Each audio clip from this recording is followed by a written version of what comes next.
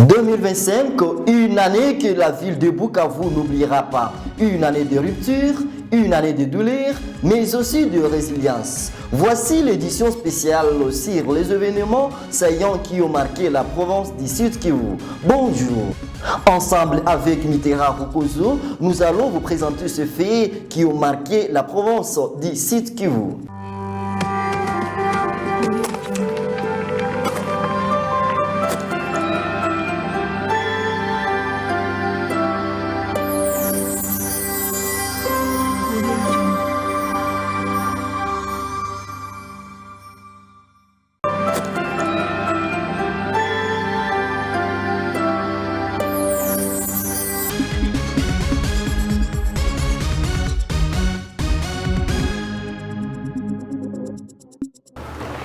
Commençons cette édition sur les plans sécuritaires pour vous parler de l'occupation de la ville de Bukavu. Comment était la situation sécuritaire de la ville de Bukavu, Mitera Rukozo? À signaler que nous sommes en province du Sud Kivu, à l'est de la République démocratique du Congo, une province qui a traversé une période sombre entre bouleversements politiques, crise économique, désastres environnementaux, des habitants tentés de survivre et de garder espoir. Comme vous l'avez dit, dans une ville quasiment inadministrée, je parle bien sûr de la ville de Bukavu, les enfants ont profité de la situation, possédant des armes, ont semé la panique quand la ville était livrée à elle-même du 14 au 15 février. Le 16 février, après 2 jours de panique et d'incertitude, la ville de Bukavu est tombée aux mains des M23. Ils ont occupé tous les coins stratégiques au niveau de la ville de Bukavu dans les 3 communes. Également, c'était comment dans les territoires? Et comme les territoires n'étaient pas épargnés, les territoires bien sûr des Kabaré, des Walungu, les territoires des Calais, les territoires d'Ouvira, même les territoires des Fizi Mwenga, tout touché, les champs transformés en un lieu de bataille. Le 27 février, un meeting a été organisé par les cadres des AFC M23. Lors de cet événement, une grenade a explosé, dont l'origine reste inconnue, causa la mort de plus de 15 personnes et des dizaines de blessés. Dans les jours qui ont suivi, la sécurité était inquiétante. On pouvait retrouver des corps jonchés dans la rue, criblés par les balles, mais également aucun responsable n'a été identifié de ces corps sans vie. La rédaction de Free Media a essayé de documenter à ce sujet environ plus de 41 corps sans vie découverts dans l'intervalle du 14 février au 13 avril. 2 gouvernements, une province. Comment c'était la vie politique? 2 gouvernements dans une seule province, ce qui expliquerait cela. Les autorités légitimes se repliaient vers Ouvira. L'AFC M23 prenait le contrôle de Bukavu, imposa une nouvelle administration. Certains ont été mis en congé technique, d'autres ont prêté allégeance. Une province des réalités. La loi du peuple, dit-on, la justice a-t-elle aussi marqué quelques événements ou quelques faits? Sans juge, sans tribunaux, la justice s'est improvisée dans la rue. Si oui, lesquels?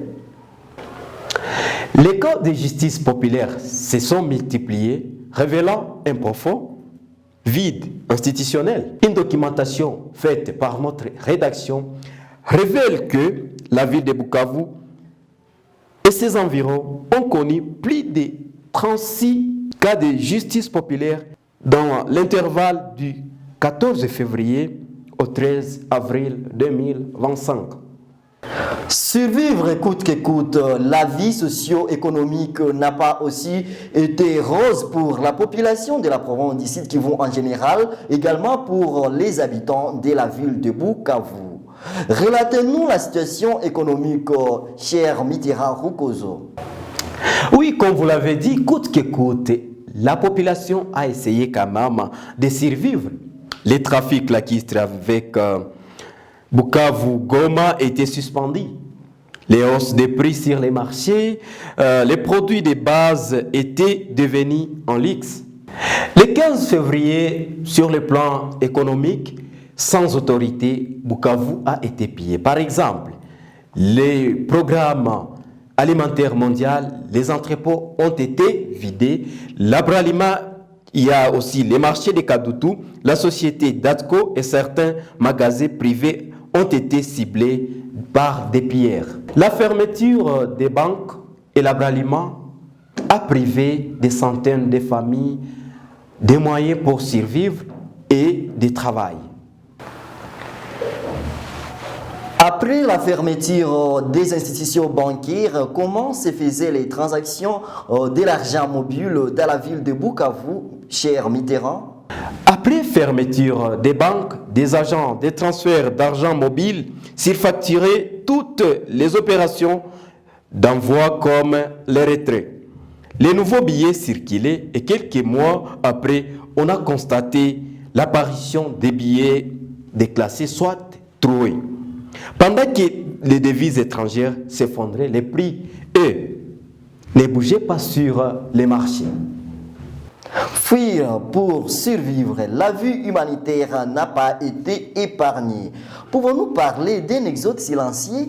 La prise de quelques territoires a déclenché un exode massif. Des familles entières ont fui, abandonnant tout derrière elles. Alors, comment survivaient-ils? Malgré les chaos, les mains solidaires se sont tendues. Des ONG locales embravaient les risques pour venir en aide aux plus vulnérables.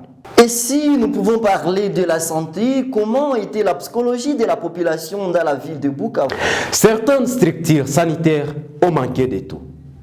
Les médicaments, les personnels, même l'espoir. On pouvait observer une psychose généralisée, des traumatismes accumulés, les cas de troubles mentaux augmentés.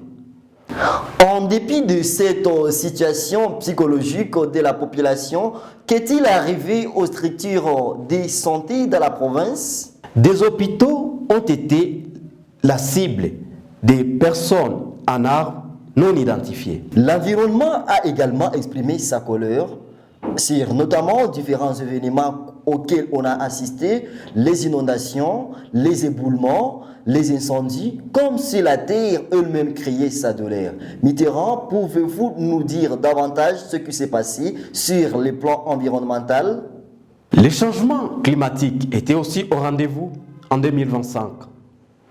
La nature aussi s'est exprimée avec violence, inondations, éboulements, incendies, comme si la terre elle-même criait sa douleur. Et pendant que ces catastrophes s'enchaînaient, le parc national a subi des pillages de ressources naturelles, menaçant l'équilibre fragile de notre biodiversité. Une génération sacrifiée, l'éducation n'a pas été épargnée sur tout ce qu'a traversé la province du Sud Kivu. Pouvez-vous nous relater comment s'est déroulée la vie étudiantine et également la vie scolaire dans la province? La situation sécuritaire également n'a pas épargné les écoles et les universités. Les écoles et les universités ont fermé. Les cours se sont arrêtés lors de l'occupation. La reprise était progressive, parfois inexistante dans les territoires. Malgré la gratuité des évaluations sélectives annoncées, des milliers d'élèves ont raté les épreuves. Par exemple, l'ENAFEP, les TENASOSP, l'examen d'État. Une année a été blanche pour certains qui se sont déplacés vers l'extérieur du pays et d'autres qui se sont déplacés à l'intérieur. L'art étouffé mais vivant, la culture n'a pas baissé les bras. Si nous pouvons parler de la culture, comment s'est-elle comportée pendant 2025? La culture n'a pas été épargnée dans ces événements qui ont marqué la province du Sud Kivu. Les artistes ont été réduits en silence, mais certains ont refusé de baisser les bras. Malgré la délocalisation du festival du rap et du slam Festiras vers la ville de Kinshasa, à cause de la situation sécuritaire, la 8e édition du festival Zéro Polémique a illuminé la ville de Bukavu, prouvant que l'humour peut être un acte de résilience et de résistance. Malgré les tableaux que nous venons de peindre et tous les événements qui ont marqué l'année 2025, la vie continue et la population demeure dans l'espoir parce qu'ici, la résilience n'est pas un mot, c'est une manière de vivre. Merci chers téléspectateurs, téléspectatrices de Free Media, vous avez été nombreux à suivre cette édition spéciale sur les événements saillants qui ont marqué la province du Sud Kivu en 2025. Nous vous en remercions également. Merci pour votre fidélité de toutes les éditions que nous avons eu à vous présenter dans l'année 2025. Votre fidélité nous a été un élément majeur et capital et qui nous permet d'ouvrir un nouveau chapitre de la vie, surtout cette année 2026 que nous allons commencer ensemble. Nous vous invitons à nous rester toujours fidèles, à nous suivre sur notre chaîne YouTube Free Media TV, également sur d'autres plateformes numériques dans lesquelles ou sur lesquelles nous sommes disponibles. Un peuple qui ne connaît pas son histoire est avoué à disparaître, dit-on. Je n'ai pas été seul dans cette édition spéciale des événements saillants qui ont marqué la province du Sud Kivu en 2025. Comme vous l'avez vu, j'étais également avec Mitterrand Rukozo. Merci Mitterrand de nous avoir relaté tous ces faits. Ça a été un plaisir d'être avec vous dans cette édition du journal qui a en tout cas relaté les événements qui ont marqué la province du Sud Kivu en 2025. Et je profite de cette occasion pour souhaiter nos vœux les meilleurs à toutes nos téléspectatrices et à tous nos téléspectateurs qui nous ont été fidèles en 2025.